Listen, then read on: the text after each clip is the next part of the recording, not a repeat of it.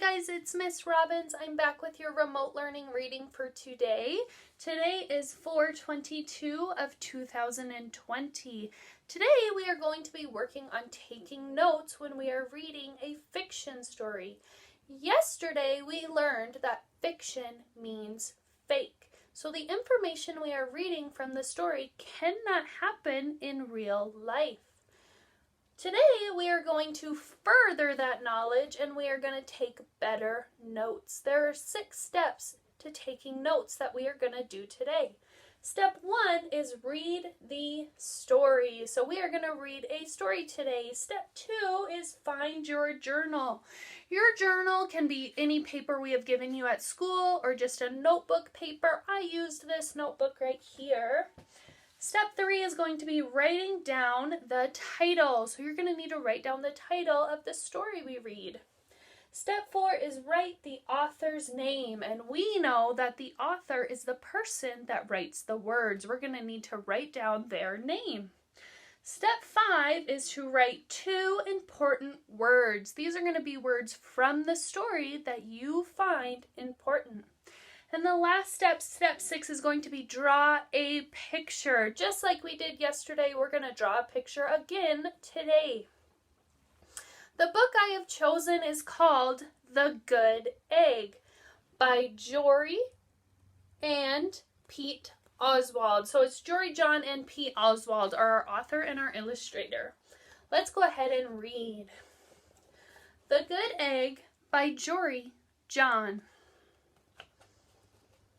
Hello there, I was just rescuing this cat. Know why? Because I'm a good egg. A very good egg. It's true.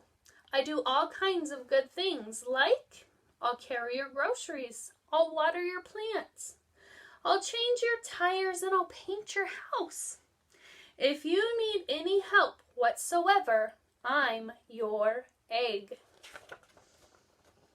I've always been a good egg. It's been this way from the start, even in my earliest days, back at the store. There were a dozen of us living under one recycled roof. There was Meg and Peg and Greg and Clegg and Shell and Shelley and Sheldon and Shelby and Egbert and Frank. Oh, and the other Frank. The other 11 eggs weren't on their best behavior. They weren't exactly good. They ignored their bedtimes. They ate only sugary cereal. They threw tantrums. They cried for no reason. They broke their stuff on purpose. Meanwhile, I tried to take charge. I tried to fix their bad behavior. I tried to keep the peace because I was the good egg, the very good egg. Nobody seemed to care, though. Every night I was exhausted and my head felt scrambled. Then one fateful morning I noticed some cracks in my shell. Yikes! They were everywhere. My doctor said it was from all the pressure I was putting on myself. The pressure from making sure everybody was good as me. I was cracked up. Literally, something had to change. I have had enough. I told Meg, Peg and Greg and Clegg and Shell and Shelby and Sheldon and Shelly and Egbert and Frank and the other Frank that I was leaving. I can't be the only good egg in this bad carton, I said. Blah, blah, blah, they replied. I left that night. I wandered from town to town. The hours became days, the days became weeks. I lost track of time. I was alone. Out there on the road under the stars, I really tried to focus on myself and what I needed. I took walks. I read books. I floated in the river. I wrote in my journal. I found simple moments to be quiet. I breathed in. I breathed out. I even started painting. For once, I found time for me, and guess what? Little by little, the cracks in my shell started to heal. My head no longer felt scrambled. I started to feel like myself. So I've made a big decision. I'm returning to my old carton and my friends. Besides, I'm kind of lonely out here. This time I know what I need to do. I'll try not to worry so much.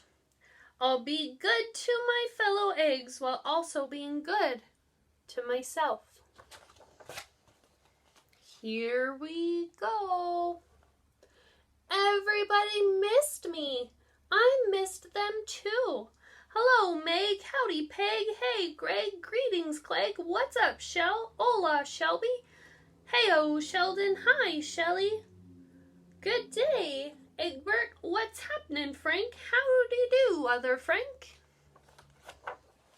Sure, every once in a while, everybody's still a little bit bad, but it's not like before.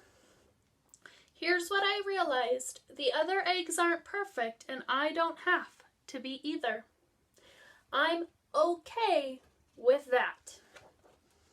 Yep, the old carton is back together. We're a solid dozen again. It's still good to be home. The end.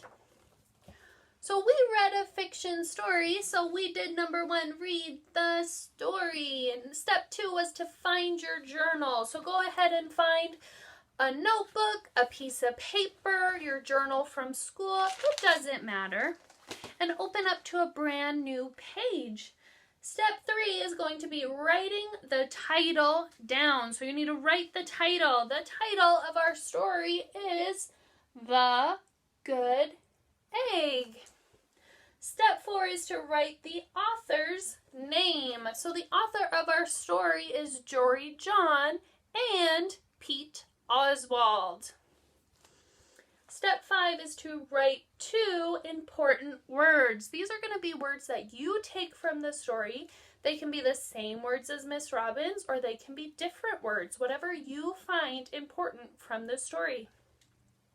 And the last step is going to be to draw a picture. So today, Miss Robbins, in her journal, she put the date up here. She drew a picture of the good egg, nice and happy with no cracks. I wrote The Good Egg, which is our title. I wrote the author, Jory John and Pete Oswald, and the 2 words I found important were cracked, and my second word was okay, because by the end of this story, he was okay. So all I need you guys to do is these 6 steps. You can use The Good Egg, or you can find a fiction story all on your own. Happy reading, Kinders.